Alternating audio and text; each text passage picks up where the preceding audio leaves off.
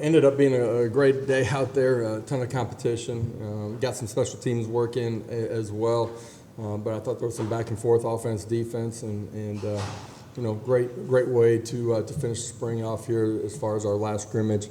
Obviously have a Monday, and kids are excited about what's transpired here over the first 14 days, and excited for a little bit of a break here with Easter weekend too. Some of those guys will get a chance to go home. We'll start with Ben. Josh, just what do you want to accomplish today with it kind of being the last scrimmage before you all end spring? Yeah, see guys align and sign and play ball and make plays. Defensively, tackle well in space. Do a great job of running to the football. Play assignment sound fits and saw great competition and strain early in the scrimmage. Offensively, be able to be efficient and do your job at a really high level. I thought the quarterbacks did some really good things in some of the situation, coming out and 4-minute drill at the end, just clock management. So a ton of positives from today. Austin, then Aaron. I know you guys were missing some key pieces at certain positions, but fairly healthy along the line of scrimmages. How would you assess how it's been this spring on both the offensive and defensive line, and what do you like about those two groups? Yeah, I think there's been some give and take back and forth between the line of scrimmages, and it's during the course of a practice and throughout a scrimmage like today. Disruptive and defense in coming out situations able to create a sack or a safety today. Play behind the line of scrimmage, good pushing of the pocket and making it uncomfortable for the quarterback. At times today, I thought that was really efficient in the run game. I thought they were able to create some seams, and I thought the running backs, without looking at the video, did probably had their best day as far as pressing line of scrimmage, hitting holes, playing with really good pad level at the end of their runs, finding a way to get +2. I thought there were some really good things from them. How has that offensive tackle position progressed over the course of the 14 practices? And, with Gerald Mincy, J.J. Crawford, Dane Davis, who's been out a little bit, and, of course, Darnell Wright. I thought Dane was playing his best football. His off-season showed in the way that he was moving and playing at the tackle position early in spring ball. The other two guys have been, rotated kind of back and forth based on who graded out the best the previous day. Thought they have both grown in a really positive way. For everybody on our football team, there's more time from now until kickoff than there is, from when they got back in late January in the offseason. So there's a ton of time to grow physically, grow in the understanding of what we're doing offensively or defensively on the side of the line of scrimmage, and become a much better technical football player. Excited about the growth that we've seen from those two guys here through spring ball. Want to see a bunch of competition and growth here as we go through summer. Two quick things. You mentioned a line. Can you see guys, especially in scrimmage situations, knowing where to be a lot more than last year, thus maybe playing faster? You seen that? Yeah, I think alignment is one thing, but then also your fits off of that is something that we got to continue to grow in. And at the end of the day, you want to be perfect in those things, right? One guy creates a vertical seam, and that's a huge play. And you got to limit plays. Tackle them for what the gain should be, and find a way to create third and long situations. If you look back at a year ago, there's a lot of things that we got to be better: offense, defense, special teams. Defensively, one of the things is being really good in third and long situations. We created some zero and negative plays. Got to be better in those known passing situations. How have you guys protected the football offensively, I guess, versus creating turnovers on the other side? Yeah, for me and inside of our program, the effort and the strain that you play with is the number one thing that you got to have. If you don't play harder than your opponent, very few times you're going to have an opportunity to win. The ball is the second measuring point for us.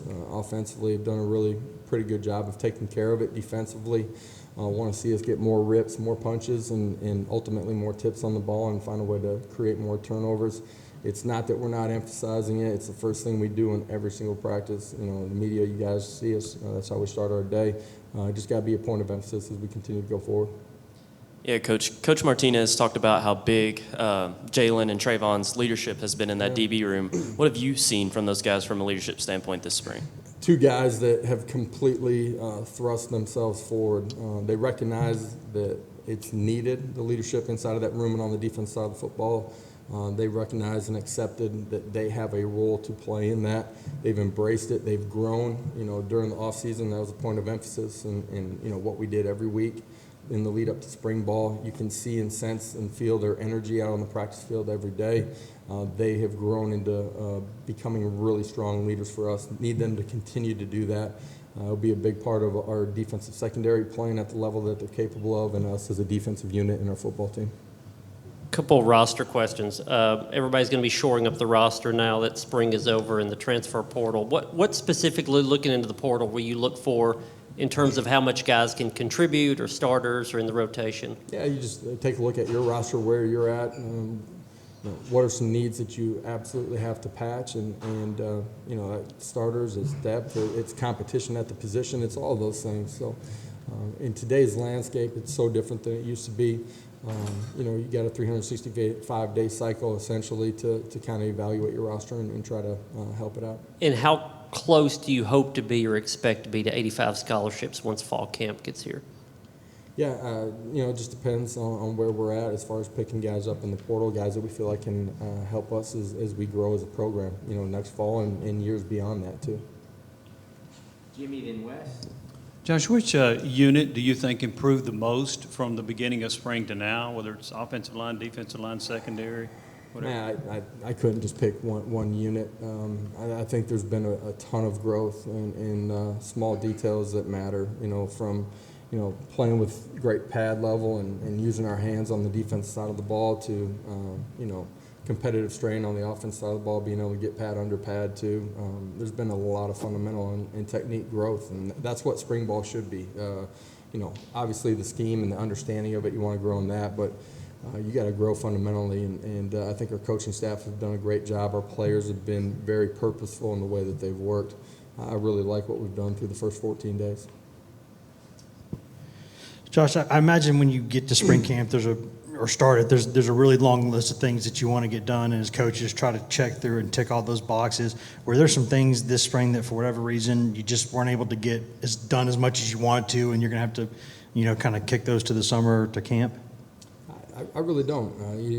There's a long list for me as a head coach, but, in all three phases of the game, we revisit that, every third of spring ball and make sure that we're working towards that, and that could be roster development, where your young guys are, trying to create that competition, make sure they're getting enough reps, to schemes and install some things that you want to look at that are different than what you did a year ago. Make sure that, as you get into the summer and training camp, that you definitely want to maintain those things and those be a part of essentially your playbook. I think the hardest thing for us, probably this spring, is just the secondary, the number of guys that were out and those guys not being out on the practice field. I do think they did a great job of staying really engaged in the process. Those guys, were assigned, they were lifting it probably early in the practice, but came out and there was a purpose, and essentially, watching a guy, critiquing him throughout the day, and handing that to their position coach and the guy on the back end of the practice. I thought they were really engaged in the process. Did a great job out on the grass. Did a great job in the meeting room too. Patrick on the right and Austin. Couple of questions. First, with the wide receivers, you're looking to replace some playmakers there, find some new playmakers there. Did you have anybody that sort of maybe made some plays today? And how do you feel about that position group leaving spring? Continued growth in competition at that position. Jalen Hyatt, great offseason. It's shown in the way that he's grown as a competitive playmaker at the wide receiver position. The young guys that came into our program, have transitioned into college football really well. They need to get on the back end of spring ball, revisit the installs, revisit the cut-ups, grow in their strength here as we go through the summer to give themselves an ability to come back and play at the level that we need to next fall. In the past, you've talked about how last year Cedric Tillman over the 15 practices, 1/3, the next third, how he continued to grow. Are there any guys you're willing to say, without having watched this scrimmage you just had, that have made similar sort of progression over these? Yeah, I mean, if you're talking practices? at the wide receiver position, I think Jalen Hyatt just. And you felt that way because of the offseason that he had, the gains that he made in strength and conditioning program. Like, it showed in his confidence, and it showed up right away, just a physical presence about him on the field.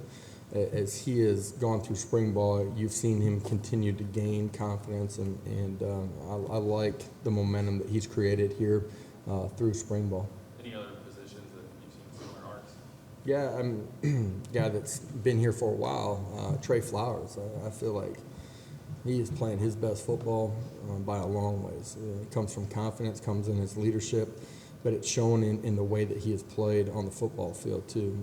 Physical, been great making plays in open space when we've had scrimmage days, been great in his fits, like the growth that he's made.